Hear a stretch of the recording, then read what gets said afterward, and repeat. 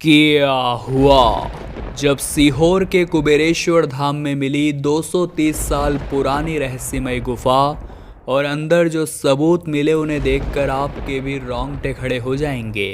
इस घटना की शुरुआत करने से पहले सभी सच्चे शिवभक्त कमेंट बॉक्स में हर हर महादेव लिखें और हमारे चैनल को सब्सक्राइब करके बेल आइकन को जरूर प्रेस कर लें।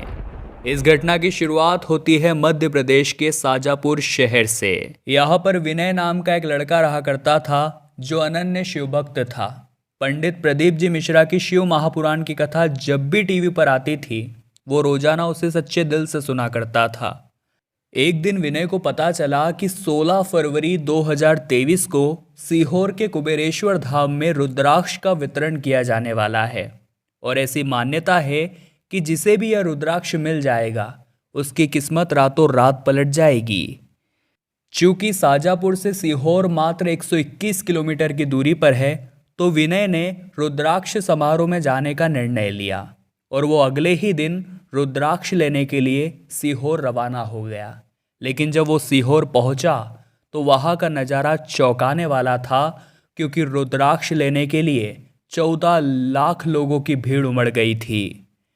सीहोर से कुबेरेश्वर धाम का रास्ता 15 किलोमीटर का है और इस पूरे 15 किलोमीटर के मार्ग में जबरदस्त ट्रैफिक और भीड़ थी, जिसके कारण गाड़ी के माध्यम से वहां तक नहीं पहुंचा जा सकता था। तो विनय ने 15 किलोमीटर पैदल चलने का निर्णय लिया और जैसे तैसे करके थक हार के 4-5 घंटों में वो सीहोर के कुबेरेश्वर धाम पहुंचा। विनय का उद्देश्य मात्र एक रुद्राक्ष पाना था, जिस वजह से वो भीड़ में सम्मिलित हुआ।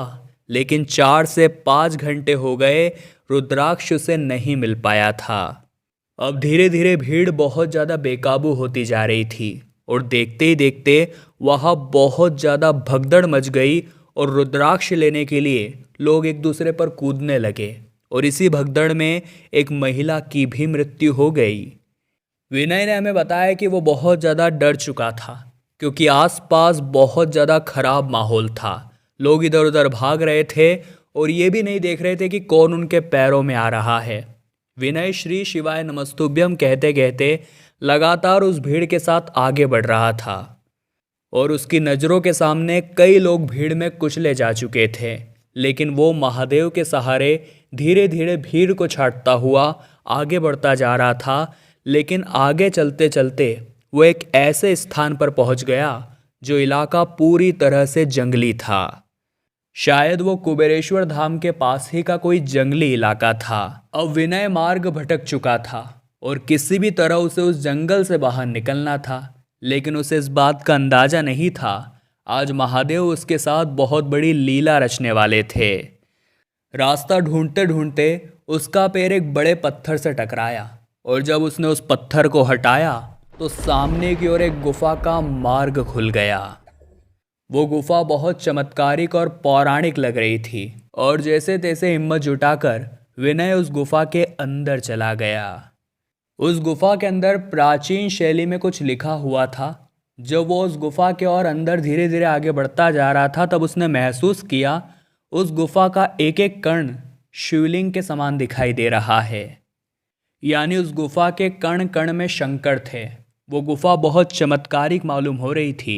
विनय धीरे धीरे लगातार उस गुफा के अंदर बढ़ता जा रहा था और आगे बढ़ते बढ़ते जब वो उस गुफा के दूसरे छोर पर पहुंचा तो वो सीधा एक ऐसे स्थान पर पहुंच गया जहां से आगे जाने का मार्ग उसे स्पष्ट दिख रहा था, मानो स्वयं महादेव ने उसकी मदद की हो और उसे सही मार्ग दिखाया हो।